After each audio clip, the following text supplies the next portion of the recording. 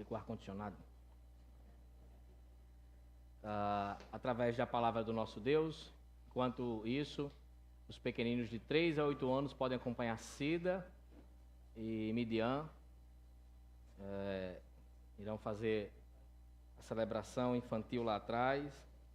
Você que tem mais de 8 anos, você permanece aqui. Meus amados, nós estamos na série de mensagens na carta de Paulo aos Romanos e hoje adentraremos no capítulo 5. Obrigado, meu filho. Deus te pague. A gente está vendo nessa carta que Paulo ele começa a apresentar o Evangelho, digamos assim, do zero. Ele começa a estabelecer os marcos do Evangelho, começa a trilhar o caminho para, de maneira gradativa, chegar ao ápice da mensagem e apresentar como, digamos assim, ela vai funcionar. Paulo se apresenta, dá ali numa breve introdução o que é o Evangelho, que é o poder de Deus para salvar, não é? É a justiça manifestada da parte de Deus, que sempre foi assim, mas dá uma pausa e começa a apresentar a condição do homem sem Deus, o homem caído, no caso, a humanidade como um todo, antes de os que são salvos, antes de terem contato com Cristo, né? E o estado daqueles que ainda não têm Cristo.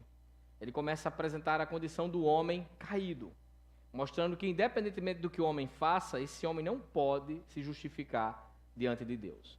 Esse homem não pode, seja por obras, seja por algum tipo de símbolo religioso, se ele é circuncidado, se ele é gentil, judeu, não importa. Diante de Deus não há méritos para ser justificado. Se o mérito não for a obra de Cristo, a fé na obra de Cristo, então não tem o que fazer. Então Paulo apresenta esse reinado de pecado, mostrando que todos estão debaixo do pecado e todos estão em uma condição de morte espiritual diante de Deus. As pessoas não compreendem o Evangelho, não compreendem a verdade das Escrituras, o seu estado caído, e necessitam de uma ação da parte de Deus. Então Paulo, à medida que vai avançando, ele começa a, depois de lançar esse alicerce, esse terrível alicerce, ele começa agora a construir de fato a mensagem do Evangelho. E a gente começa a entrar, digamos, numa parte boa da carta, entre aspas. Todas as partes são maravilhosas, mas a gente sai desse reinado de pecado e começa a entender de fato como a obra de Deus funcionou na pessoa de Cristo Jesus. O que ele fez? Qual foi as ações que Deus tomou para mudar esse quadro, essa realidade da condição que nos encontrávamos diante dele, de pecadores caídos, sem a menor possibilidade de salvação? Ou melhor dizendo, tendo a salvação algo impossível, algo que ninguém poderia fazer nada para nos salvar, a não ser o Deus que pode todas as coisas e pode o impossível. Então, assim, a gente entra a partir do capítulo 5 até o capítulo 8, é uma grande parte da carta, uma perna da carta bastante grande, onde Paulo vai mostrar justamente o reino da justificação, digamos assim, o reino a qual Deus invade esse reinado do pecado e nos tira de lá e nos torna seus filhos, nos torna justos diante dele. Então a gente vai do capítulo 5, não agora de uma vez, mas do 5 ao capítulo 8, vendo essa verdade, como a justificação, como a salvação, como isso funcionou de fato sobre nós, os benefícios que trouxe e tudo o que aconteceu na nossa vida quando Jesus nos encontrou, seja de maneira espiritual, a qual nós não enxergamos, mas a Bíblia explica, ou de maneira prática. A carta agora começa a flertar com a praticidade maior, não é? Ainda não chega numa praticidade, mas ela começa a desembocar em uma praticidade. Mas a gente já vai se esbarrar no caso, se você quiser se esbarrar também, não tem problema, em uma grande questão, em um grande dilema. Porque a vida cristã é marcada de dilemas, né? Se você não tem nenhum, é porque talvez você não começou a caminhar, porque assim que a gente começa a caminhar, a gente começa a se encontrar com vários dilemas na fé. A gente saiu do capítulo 4, vendo que Deus, ele, assim como ele fez com Abraão e Davi, ele fez com nós.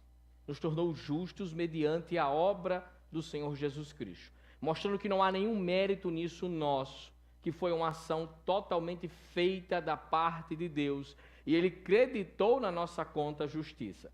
Não é só que Deus pagou o nosso pecado, não é só que Deus limpou o nosso nome, não é só isso. Ele pagou o nosso pecado, pagou a nossa conta e elevou o nosso score ao máximo. Você não só teve a conta paga, como tem crédito agora na praça, infinito, né? Então, essa é a ideia da justificação. Mas aí a gente começa a pensar assim, poxa, tudo bem, eu saí do reinado de pecado. Nós estamos nesse mundo, mas não pertencemos a esse mundo. As próprias palavras do Senhor Jesus Cristo foi assim. A gente entende que a justificação é um ato da parte de Deus que foi imputado sobre nós. Assim como o pecado de Adão foi imputado sobre nós, a obediência ativa de Jesus Cristo e passiva, seja por sua vida aqui na terra ou por sua morte na cruz do Calvário, foi colocada sobre as nossas vidas, não é isso? Somos justos diante de Deus por causa de Cristo Jesus. E apesar da gente ter deixado esse reinado de trevas, nós ainda somos influenciados pelo seu poder. Né? Aquelas setinhas, sabe, como quem não quer nada? Porque a gente ainda vive em um mundo cercado de tentações, de sofrimento, num mundo que é notoriamente imperfeito. E a gente precisa lidar com muitas questões nessa vida, enfrentar muitas adversidades, e enfrentar o maior inimigo, a morte e seus efeitos. Então a gente começa a pensar assim, poxa, eu já sou salvo, já estou justificado. Olhando no espaço do tempo contínuo, eu já estou na glória com o Senhor, reinando com Ele.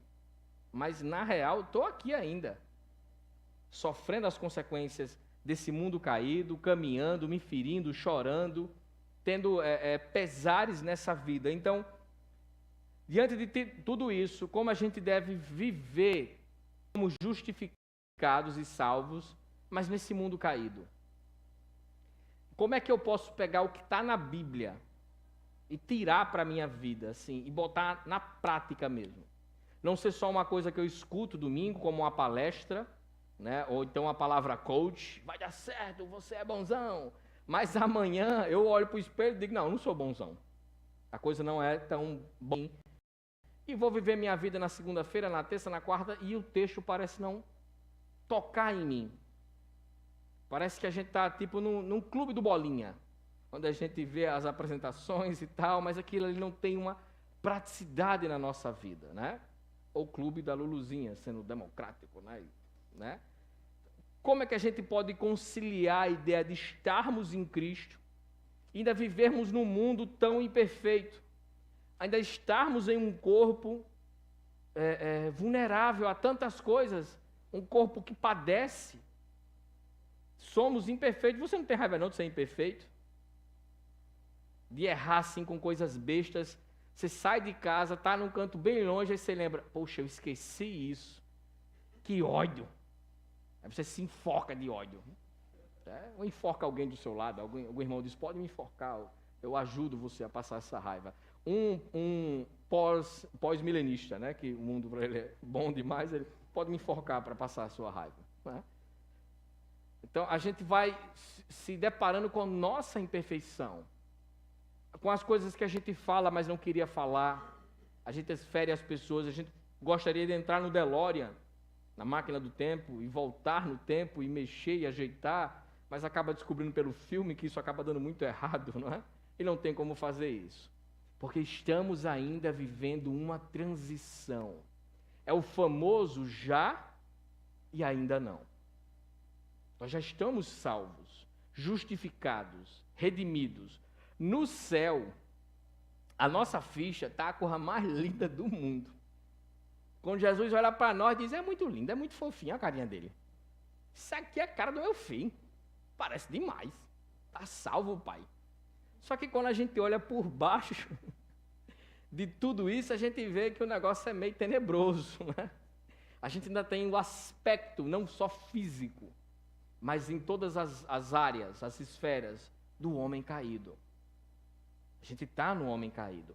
E a grande questão da fé cristã é não deixar perder a ideia realmente do já. Porque parece que o ainda não se torna mais forte, né?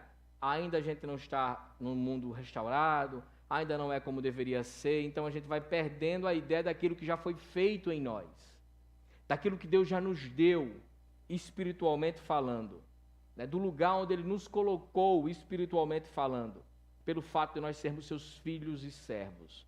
Então a gente precisa ficar atento. É para isso que a Bíblia foi escrita,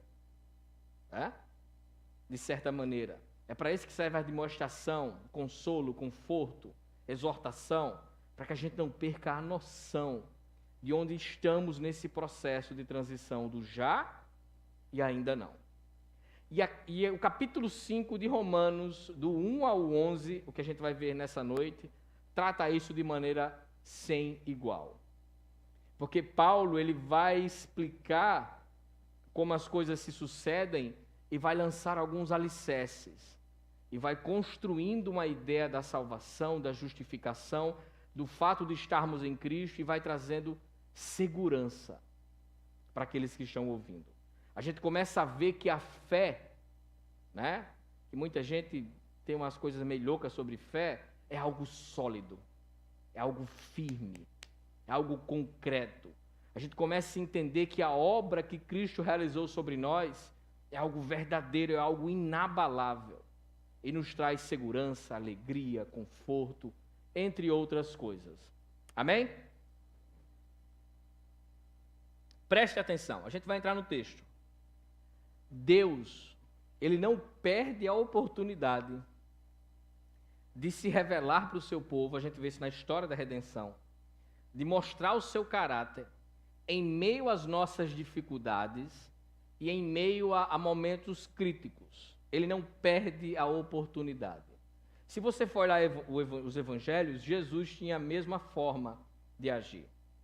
Quando os discípulos estão em meio à tempestade, em meio a todo aquele desmantelo, o caba vem nas águas de longe. E os cabas veem quem é aquele ali, é um desmantelo, é um fantasma. Ele disse, não, sou eu. Né? Jesus não perdeu a oportunidade de se manifestar nesses momentos.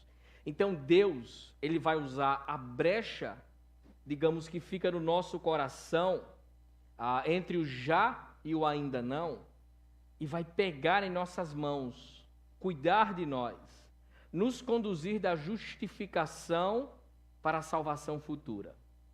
E a maneira que Ele faz isso é sem igual. Deus, Ele não nos concedeu uma bênção que está apenas no passado. A justificação já foi, né? Já ocorreu. Como também Ele não nos dá uma bênção que só está no futuro. Deus me justificou no passado e vai me glorificar amanhã. Não. Deus tem uma bênção para a gente no presente. Ele não salvou a gente no passado com a justificação e diz assim, um dia eu glorifico vocês, até lá cada um faz seu nome e saiu de perto. Eu vou glorificar mesmo, então vocês vão se espedaçando aí, que na hora eu vou junto os pedaços e vai dar certo. Não é desse jeito que as coisas funcionam. Ele também nos concedeu uma bênção para que a gente possa caminhar entre o já e o ainda não. Para que a gente possa viver esse conflito. E a forma a qual o apóstolo Paulo vai nos mostrar isso, olhando para o capítulo 5, é confiar no amor de Deus. Ele vai estruturar bem direitinho o porquê disso. Coloque seus olhos no texto. Vamos do verso 1 ao verso 11. É o famoso texto que Lutero leu e fez uma confusão que até hoje está no meio do mundo. Então você lê aqui, não vai fazer confusão não, vamos, pelo amor de Deus. Vamos lá, meus irmãos. A partir do verso 1. Tendo sido, pois, justificados pela fé, temos paz com Deus, por nosso Senhor Jesus Cristo, por meio de quem obtivemos acesso pela graça a acesso pela fé a esta graça, na qual agora estamos firmes, e nos gloriamos na esperança da glória de Deus. Não só isso, mas também nos gloriamos nas tribulações, porque sabemos que a tribulação produz perseverança, e a perseverança é um caráter aprovado, e o caráter aprovado, esperança. E a esperança não nos decepciona, porque Deus derramou o seu amor em nossos corações por meio do Espírito Santo que Ele nos concedeu. De fato, no devido tempo, quando ainda éramos fracos, Cristo morreu pelos ímpios. Dificilmente haverá alguém que morra por um justo. Embora pelo homem bom, talvez alguém tenha coragem de morrer. Mas Deus demonstra seu amor por nós. Cristo morreu em nosso favor quando ainda éramos pecadores. Como agora somos justificados por seu sangue, muito mais ainda, por meio dele seremos salvos da ira de Deus. Se quando éramos inimigos de Deus, fomos reconciliados com ele mediante a morte do seu filho, quanto mais agora, tendo sido reconciliados, seremos salvos por sua vida. Não apenas isso, mas também nos gloriamos em Deus, porque por meio do nosso Senhor Jesus Cristo, mediante quem recebemos agora a reconciliação. Meus amados irmãos, mantenha a sua Bíblia aberta e preste atenção. Paulo ele vai nos explicar de maneira bem pedagógica e gradual como Deus vai nos conduzir desse já para o ainda não, né? Da justificação até a salvação. O primeiro fato a qual Paulo traz para falar dessa verdade é que Deus vai nos conceder bênçãos que são atemporais, que não têm prazo de validade, que está no presente, no passado e no futuro, e vão perdurar para todo o sempre. Preste atenção. Como com o resultado da justificação, essas bênçãos atingem todas as épocas, digamos assim, da vida do crente. Essas bênçãos estão, primeiramente, no passado. Deus ele já nos tornou justos diante dele. E agora nós podemos desfrutar da paz com Deus. Não é paz de Deus que Paulo está falando, é paz com Deus. E tem uma grande diferença nisso. A pessoa, quando não é salva, ela não tem paz com Deus. Ela é, na verdade, inimiga de Deus. Ela está sob a ira de Deus. Ela, por natureza, é condenável. Por natureza, ela é inimiga de Deus. Ela declarou guerra ao Senhor no Éden, na figura de Adão. E é inimiga de Deus até hoje. Então, uma das primeiras coisas, vamos deixar assim, que a justificação faz em nossas vidas, vai lá para o passado e desata esse nó e quebra, né, essa inimizade que existia entre nós e Deus, porque agora somos declarados justos diante de Deus e temos paz com Ele. Aqueles que não têm paz, é isso que significa ser um pecador condenado. Está ainda em guerra com Deus. O homem aí fora, ele pode ser ético, moral, ele pode ser um bom cidadão, ser uma pessoa do bem. Mas se ele não estiver em Cristo Jesus, ele está em guerra com Deus. Ele é inimigo de Deus, ele pode ser a pessoa mais legal do mundo. Inclusive, deve existir pessoas assim, que são boas pessoas, entre aspas, mas por não conhecer o Senhor Jesus, são inimigas por natureza de Deus. É essa a ideia que consiste em ser pecador. E sabe por que isso? Porque Deus revelou a sua lei, e a lei suscita ira. Se você desobedece os mandamentos, você é inimigo de Deus. Você é condenado à morte. E não há um sequer que possa cumprir a lei. Então, qualquer homem que não está em Cristo Jesus é inimigo de Deus e está condenado. Mas nós, a qual Deus nos justificou, assim como fez com Abraão e Davi, mediante a fé, estamos agora em uma posição de termos paz com Deus. Isso é mais para menino, né? Hoje em dia as meninas estão igual aos meninos, mas antigamente era mais menino. Negócio de brigar na escola, né? Trocavam uns murros, te pego lá fora. Tem até um filme dos 80, famosíssimo. Não assiste o reboot, que não presta, mas o antigão dos anos 80 é bom, viu? Te pego lá fora. De manter. O caba ganha, viu, mocinho? Nem assista. Quando a gente era moleque, né, na escola tinha muito disso. Se pega você lá fora. Aí se o caba fosse maior do que você, mais forte, você se tremia de medo. Você não queria ter ele como inimigo, né? Você ia tentar, da hora que ele desafiou você até a hora de saída, propiciar esse embate. resolver de alguma forma, chamar um bode expiatório para pagar o preço, fazer alguma coisa, né? Tentar desatar aquele nó, porque você não queria ir às vias de fato, porque talvez você tivesse algum dente amolecido pelo combate. Então era melhor evitar, né?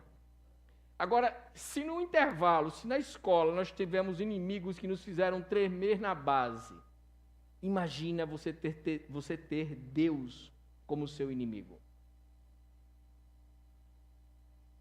Não deve ser uma coisa boa, não. Não que Deus saia por aí dia e noite puxando o tapete do ímpio, entendeu?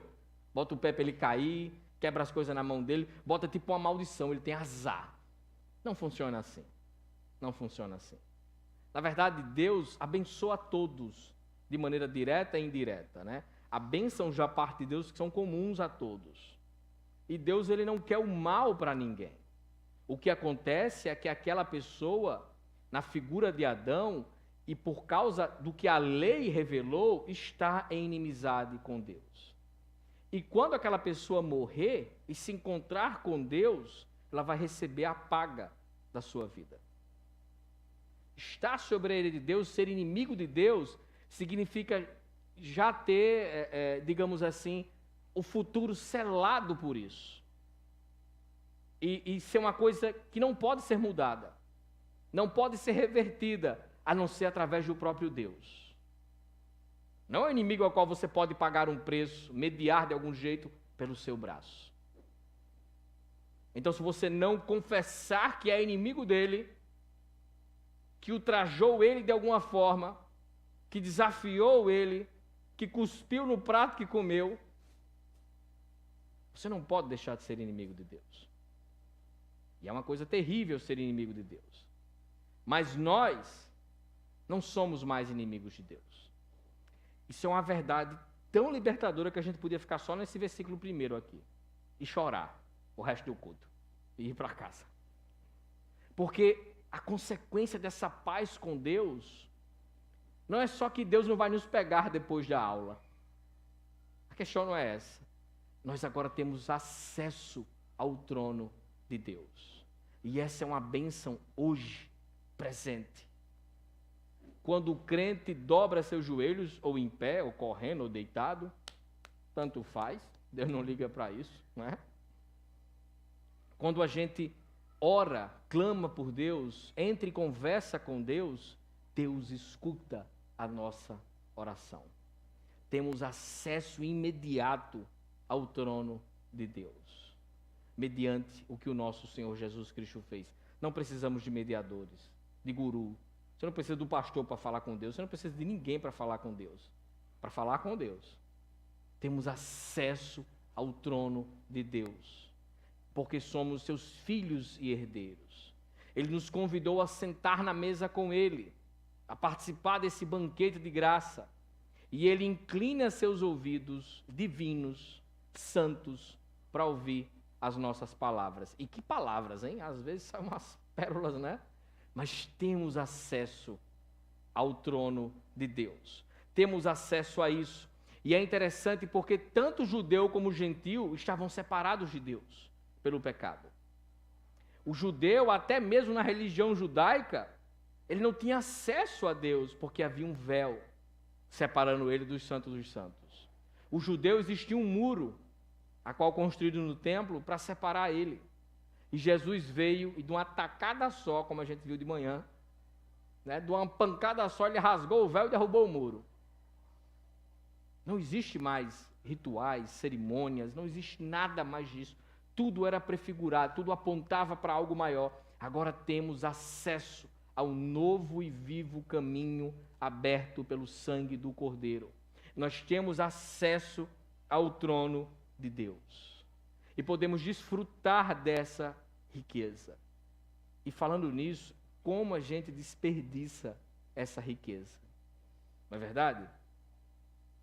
Às vezes a gente se acha importante porque conhece alguém que nós consideramos importante. Quando chegar lá, eu entro, conheço fulano, não, tu é doido, né? O pai aqui dá uma carteirada, tá lá dentro. Acabou-se, né? A gente se sente importante porque conhece pessoas, mas a gente esquece que temos acesso ao trono de Deus. Né? A gente esquece.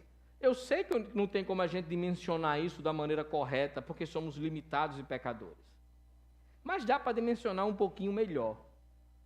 Não dá para internalizar mais na nossa cabeça, na nossa mente assim, poxa, eu tenho acesso ao trono de Deus, ao Criador de todas as coisas. Ele se alegra quando eu falo com Ele. Ele está disposto 24 horas a ouvir o que eu digo. Isso deve ser motivo de alegria. É uma bênção que Deus nos deu. E essa bênção também aponta para o futuro. Porque Paulo vai dizer que nós temos que nos gloriar em Deus. Não é se gabar, não. Eu sou crente, você não vai para o inferno. Não é isso. Quando nós estávamos sem Cristo, a gente não tinha do que se gloriar. Mas a gente se gloriava, né? Se achava bom. Quando nós descobrimos que éramos perdidos e estamos em Cristo, nós podemos nos gloriar na glória de Deus. É render louvores a Ele. É dizer o quão Deus é importante, o quão Deus é poderoso e o que Ele fez sobre nossas vidas. Rapaz, eu estava perdido, cego, caminhando rumo à perdição, mas Deus, que é rico em misericórdia, nos resgatou e nos deu a sua presença, a sua paz e a eternidade com Ele. Então isso é motivo para nos alegrarmos. Eu já falei isso outras vezes, você já ouviu o testemunho de crente que quando ele está falando, quando ele não era crente, ele está bem contente. Homem, eu era perigoso, eu fazia isso, brigava, ei, é com um monte de mulher, era desmanteiro. Aí quando ele vai, mas Jesus me alcançou agora. Eu estou em Cristo. Aí se vira e sai de cabeça baixa, né? Toca aquela música do Chaves, a tela chovendo, ele com a... Peraí, não é assim que funciona, né? Tá com saudade, macho? O que é que está acontecendo aí, né? O sistema está meio confuso. Eu sei que o mundo nos seduz. Eu sei que o velho homem é maroto, em vez de quando ele aparece, né? E aí, bora? Manda um zap, né? Bora, homem, que nada. E a gente tem que mortificá-lo, né? Mas não há como comparar o que Deus tem nos dado, a alegria que temos sentido em estar no Senhor, a liberdade com a vida que tínhamos antes. Não tem como. De maneira nenhuma. Se está tendo essa treta aí na sua cabeça, que no capítulo 6 a gente vai ver Paulo, maluquinho, precisamos olhar para o Evangelho, olhar para a palavra de Deus e saber que as suas bênçãos são atemporais. Mas não só isso, além de nos conceder bênçãos que são atemporais, Deus nos concede superação nas tribulações. E agora o negócio ficou sério, né? Porque tribulação é outra coisa. Isso porque o amor de Deus é derramado sobre nós através do seu Santo Espírito. O que primeiro a gente precisa entender é que ser justificado não significa ser blindado do pecado, da dificuldade desse mundo, das aflições dessa era. Ser filho de Deus não significa que você está numa condição que ninguém vai fazer nada contra você, que você... Eu sou filho de papai. Você vai sair dando carteirada no mundo, no pecado, ninguém me toca, eu sou cabeça, não sou cauda. Essas baboseiras que falam por aí. Nada disso. O próprio Senhor Jesus Cristo falou, no mundo tereis aflições. Mas tem de bom ânimo. Eu venci o mundo. Jesus nos advertiu que nesse mundo aqui é correria. Nesse mundo aqui é suor, lágrima e sangue, né? Com umas pitadas de graça entre intervalos. Mas esse mundo caído, imperfeito, é complicado. E nós somos complicados. Veja quantos dilemas nós não temos, coisas mal resolvidas na nossa mente, medo, aflição, insegurança, tudo isso fruto desse mundo caído. Tudo isso fruto do nosso pecado. Mas é aí, lembra que eu disse que Deus usa umas brechas? Deus olhou e disse, o cabo ali, com a cabeça dele meio coisada, vou derramar o meu amor sobre ele, através do Espírito Santo. O cristão, isso é meio confuso, mas a tribulação não trabalha contra nós. Mas a tribulação trabalha ao nosso favor. Que empregado, hein? Já pensou nisso? Mas ela vem para nos tornar mais fortes, para nos tornar mais parecidos com Cristo, para trabalhar o nosso coração nesse mundo caído. Veja que mensagem de Paulo tão impopular hoje, né? No mundo de coach, você é fofinho, cheiroso, e que Deus vai lhe servir, e que nada de ruim vai acontecer. Paulo falar que a tribulação é um professor, que a tribulação é pedagógica, que a tribulação é a oportunidade a qual Deus usa para comprovar o seu amor por nós. Que coisa mais estranha, né? Isso aqui, Paulo devia bateu a cabeça nessa hora, ele escreveu, mas não era nem ele que estava escrevendo, viu? Então, veja como que Paulo estava explicando. Nenhum sofrimento pode nos separar de Cristo Jesus. Daqui a pouco Paulo vai bradar isso, né? Terminando o capítulo 8 de maneira sensacional. Mas não há nada que possa nos tirar da condição a qual ele nos colocou. Pelo contrário, as aprovações desse tempo nos tornam mais fortes, nos aproximam mais de Deus. É o crente, quanto mais apanha, mais ele está lutando, ele cai, levanta, é um desmantelo, né? Ele vai se fortalecendo, ele vai se tornando mais apto a combater. Olha a fórmula, que fórmula mais maluca, né? Olha o verso 3 ao 4, olha aí, ó. Não só isso, mas também nos gloriarmos nas tribulações. Quem conhece Jonas aqui sabe o que é isso, né? Eu quero agradecer pelas tribulações, né? Aqui, ó, o versículo de Jonas. Porque sabemos que a tribulação produz perseverança, e a perseverança um caráter aprovado. E o caráter aprovado, esperança. Deus, eu quero ser mais parecido com o Senhor. Não tem problema. Vamos preparar esse cabo aí para ele ser mais parecido conosco. Na época de Paulo existia um instrumento agrícola chamado tribulon, que era como se fosse uma prancha com pregos embaixo, né? Com metal embaixo. Aquilo era colocado sobre o trigo, um animal puxava e o cabo ficava em cima surfando, né? É um esporte radical, né? E à medida que ia passando aquilo sobre a palha, ia separando o trigo da palha. O tribulon exercia pressão sobre o trigo e separava e limpava o trigo da palha. Que coisa! Tribulon é a palavra que Paulo usa para tribulação. Paulo está dizendo que quando somos tribulados, atribulados, né? Quando Deus vem e passa o tribulão sobre nós, Ele vai separando a palha do trigo. Aquilo que realmente não importa na vida, eu não estou falando de pessoas, de bens, não é essa, entendeu? Mas os nossos dramas, aflições, o estado caído que se encontra no nosso coração, as guerras que há entre nós, dentro de nós, quando a tribulação vem, as dificuldades, quando alguém fala assim, Deigson, sempre nisso. Aí Deigson fala, mas eu não consigo parar de errar. A tribulação vai ensinar ele a parar de errar nisso. Ele vai se tornar aprovado diante de Deus. Isso não tem nada a ver com salvação. É crescer no caráter cristão.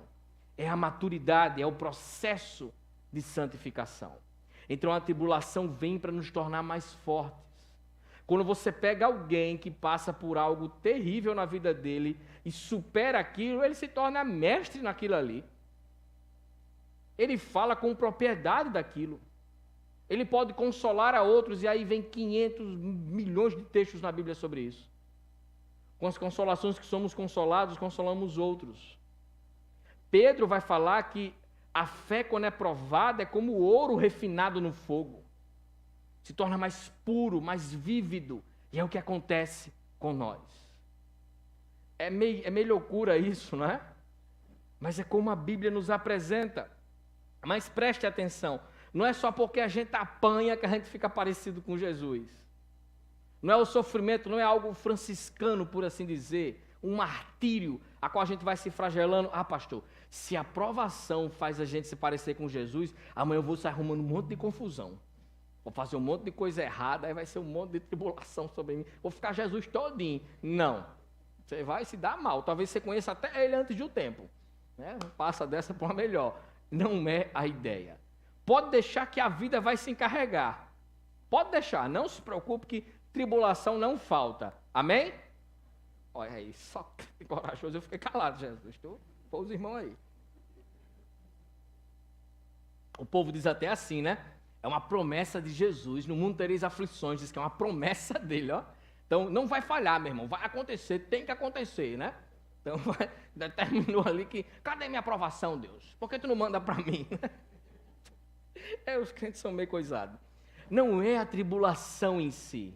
É porque na tribulação, em meio à tempestade, em meio ao caos que a gente está vivendo, a gente sente aquele bálsamo, aquele refrigério, aquela certeza que Deus nos ama.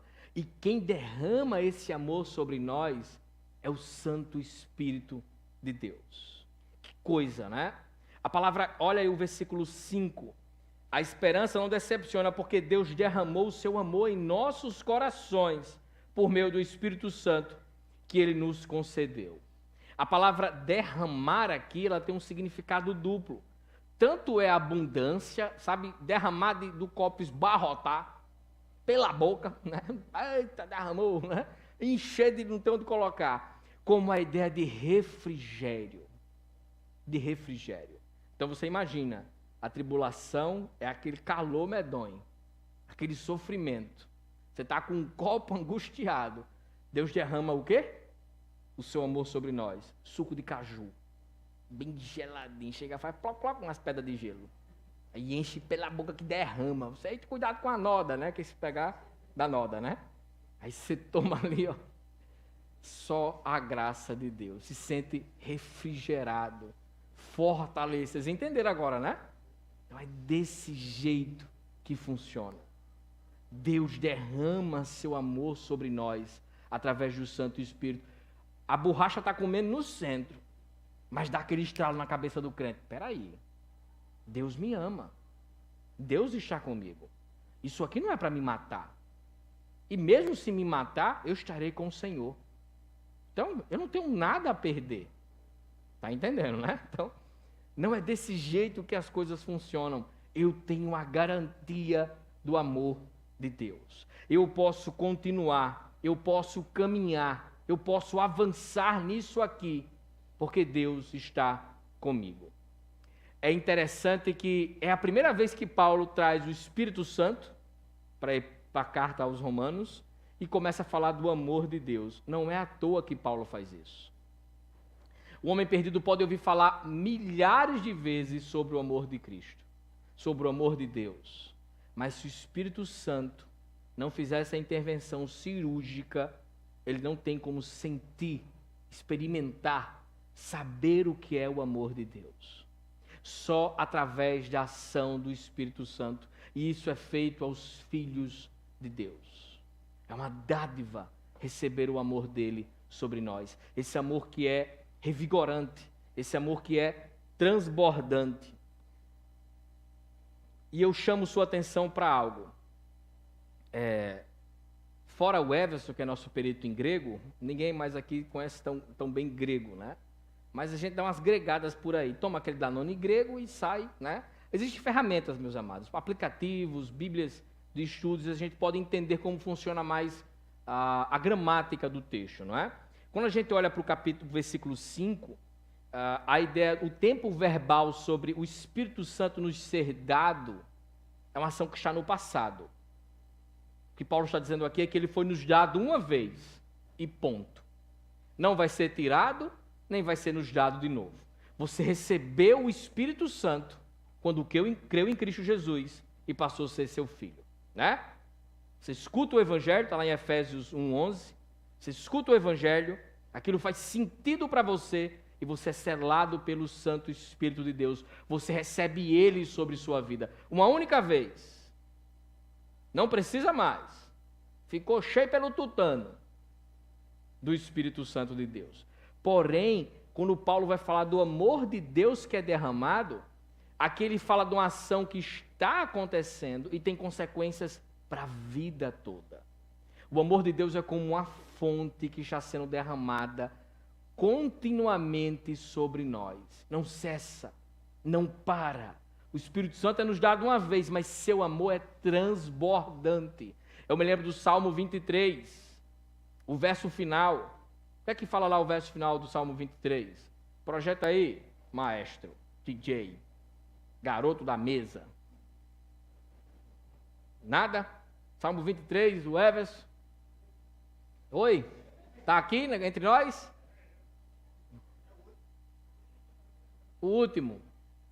Os últimos serão os primeiros.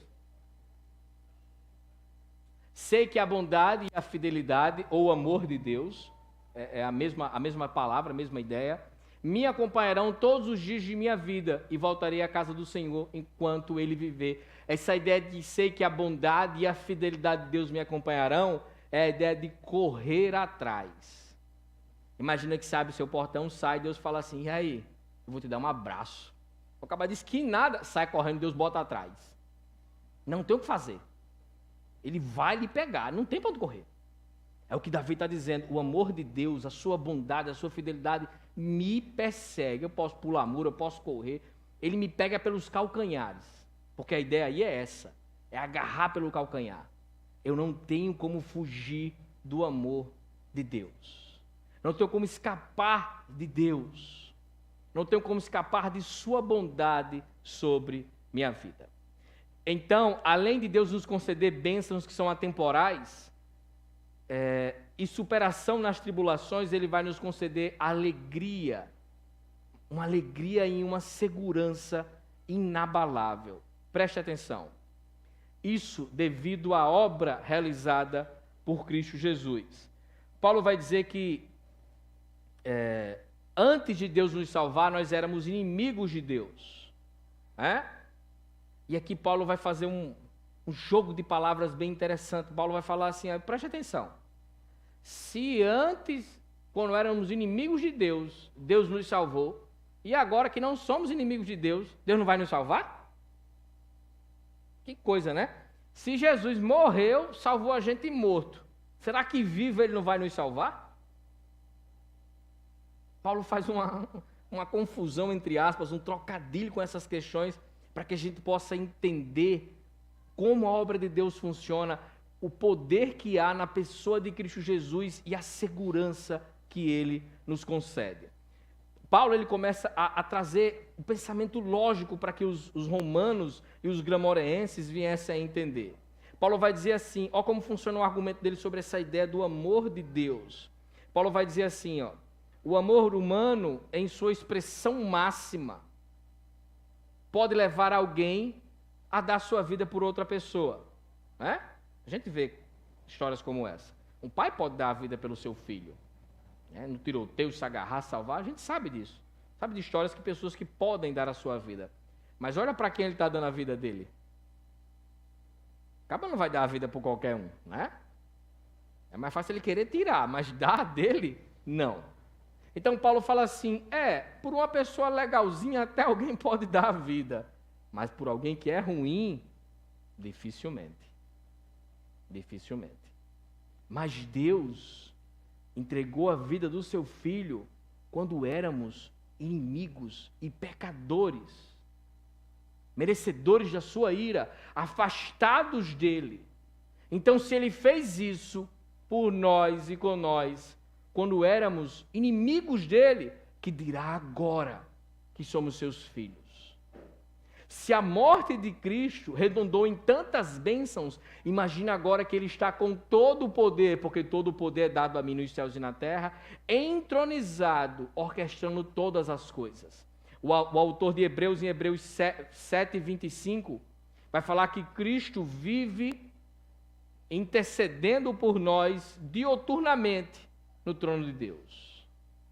É um dos seus ministérios no céu, interceder pela sua igreja. Tem um fim, meu amigo. Vamos estar lá 24 horas dizendo assim, Deus, olha, vai acabar bom, olha meu sangue aí sobre ele. Você é meu menino, é minha cara, olha aí. Né? Não que Deus esteja querendo queimar a gente, tem pensamentos ruins a nosso respeito. Isso envolve toda a Trindade. Eu estou dizendo que em meio às aflições, as tribulações que passamos, os ataques de Satanás, nós clamamos a Deus e Ele leva nossas orações do Espírito Santo a Jesus, e Jesus como advogado, como nosso campeão, aquele que nos resgatou, leva a nossa questão diante de Deus e ela é julgada. Deus toma uma ação, reage de alguma forma, porque somos o seu povo, seus filhos e servos. Então, assim, esse argumento vai funcionar para Paulo mostrar o quão profundo é o amor de Deus e a fonte desse amor. É onde está a nossa esperança. Paulo vai afirmar que se éramos inimigos de Deus, perdidos, mas a morte de Cristo foi lá e nos resgatou, que dirá a sua vida? Que dirá o seu ministério, que não tem fim, 24 horas intercedendo pelos seus? Seremos salvos pela sua vida. Olha o verso 10. É o que Paulo vai dizer. Se quando éramos inimigos de Deus, fomos reconciliados com Ele mediante a morte do seu Filho, quanto mais agora, tendo sido reconciliados, seremos salvos por sua vida. Olha lá o capítulo 4, o verso final, verso 25. Ele foi entregue à morte por nossos pecados e ressuscitado para a nossa justificação. A obra de Cristo é sem igual. Sua vida, sua morte, sua ressurreição e seu ministério agora glorificado, tudo cai sobre nós. Tudo nos toca de uma maneira ou de outra. Não tem para onde correr. Por isso que ele é o personagem principal da Bíblia. Por isso que ele é o agente da nossa salvação. A fonte, a nossa segurança está em suas mãos, na sua obra. Por isso que ele é justo e justificador. Não tem para onde correr. É Jesus do começo, meio e fim. É ele que executou tamanha obra sobre nós. Paulo vai dizer algo interessante aí, no começo do verso 6, que a gente está até lendo, passa desapercebido. De fato, no devido tempo, quando éramos pecadores, Jesus morreu por nós. No tempo certo, no devido tempo, a ideia aí é que na hora que era para acontecer esse plano que foi orquestrado por Deus, Jesus veio e morreu por nós. O que Paulo está dizendo é que a morte de Jesus não foi por acaso, não foi avulso. Dia, hora, lugar, propósito, tudo estava estabelecido por Deus dentro de um plano maior do nosso Deus. E o foco disso, a sua glória, a restauração de todas as coisas, é trazer essa verdade para nos trazer segurança. Segurança. Preste atenção. Eu não sei se você já participou de inventário de herança, essas coisas, né? Quando alguém morre, antes da pessoa morrer, no caso, o testamento não tem valor algum. Vai ver o testamento da cachorra? Não tinha valor nenhum enquanto a cachorra não morresse, né? Então, assim, quando a pessoa morre, o testamento passa a ter valor. O testamentário é alguém responsável, incumbido pela justiça, né, de ler o testamento, de dividir suas partes e fazer com que ele aconteça. Agora, imagina que esse cara é malandro, sabe? E faz um bem bolado e fica para ele com a herança. Já imaginou? Que de mantê-lo. Olha o que é que Jesus faz. Não é que isso poderia acontecer com Deus e a Trindade, mas Jesus tem um testamento. Já está escrito. A nossa salvação virá pela sua morte. Já está tudo apontado. Tudo escrito. Jesus morre. Esse testamento passa a vigorar. Agora nós podemos receber a nossa herança. Mas não só isso. Ele ressuscita para ler esse testamento diante do Pai e garantir que o testamento seja distribuído, que as coisas aconteçam. Não que Deus ia ficar com a nossa herança, não é isso. Não é isso. Mas a obra de Deus é tão importante, ela é tão rica, Deus tem tanto ciúme na sua obra, que Deus fez as coisas acontecer de um jeito que a gente não compreende, e a gente só pode olhar para tudo isso e louvar a Deus. Jesus foi sacerdote e cordeiro.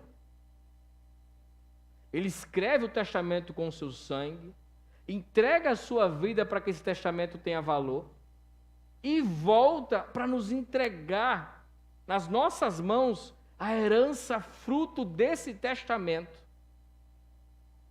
Como não olhar para isso e não sentir segurança?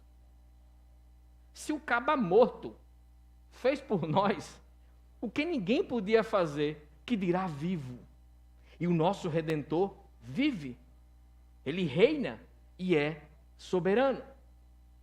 É isso que o apóstolo Paulo está dizendo. É isso que significa ser reconciliado com Deus. Olha o verso 11. Não apenas isso, mas também nos gloriamos em Deus por meio de Jesus Cristo, mediante que recebemos agora a reconciliação. A ideia de reconciliar-se aqui é a expiação, é a paga pelos nossos pecados. Então, diante do cenário tenebroso a qual o homem se encontrava como inimigo de Deus, declarando guerra a Deus, Deus não declarou guerra novamente ao homem. Ele mandou seu filho pacificador, resolver essa questão, morrer para tornar o homem justo diante de Deus, salvar o homem, reconciliar o homem através da sua obra. Deste modo, Deus nos concede bênçãos que estão em todas as épocas, no passado, no presente e no futuro, fruto da sua justificação. Ele também vai nos conceder superação nas tribulações, pelo fato do seu amor ser derramado sobre nós, pelo seu Santo Espírito. E ele vai nos dar uma alegre segurança à luz da obra do nosso Senhor Jesus Cristo. Então a nossa salvação em Cristo Jesus é garantida. O nosso fortalecimento, a capacitação que Deus vai nos dando, estará em todos os momentos da nossa vida. E é desse jeito que Deus vai nos conduzindo da justificação à salvação, confiando no amor de Deus e avançando, e sabendo que Ele está nos conduzindo do já ao ainda não. Amém? Que Deus nos abençoe e nos guarde. Eu quero orar, mas você fica no seu canto, e logo após a gente vai ter o memorial da ceia do Senhor. Oremos. Santo e eterno Deus, nós te agradecemos pela tua palavra, pela obra do seu Filho, meu Pai, que morreu para nos tornar justos diante do Senhor. E tudo que o Senhor tem nos concedido, meu Pai, através dessa obra, tudo que ela representa, todas as etapas desse grande processo, dessa grande obra que foi revelada pela tua palavra, do que o Senhor fez para nos tornar justos diante do Senhor. Nós te agradecemos por isso, meu Pai, por todas as bênçãos derramadas sobre nós, pelo teu amor derramado sobre nós, meu Pai, pela alegria e segurança da obra do Senhor Jesus Cristo. Isso é motivo de alegria, é motivo de ficarmos abismados diante de tanta bondade, tanto amor, meu Pai, da tua fidelidade para com teu plano, para com tua palavra e para com teu povo que tu escolheu. Nós te agradecemos por isso, no nome poderoso do Senhor Jesus. Amém. Eu quero convidar os varões valorosos, né, lá da minha célula. A gente vai agora passar. Vocês sabem quem são os varões? Os varões já se valorizaram? Chega tu. Bora, Kevin.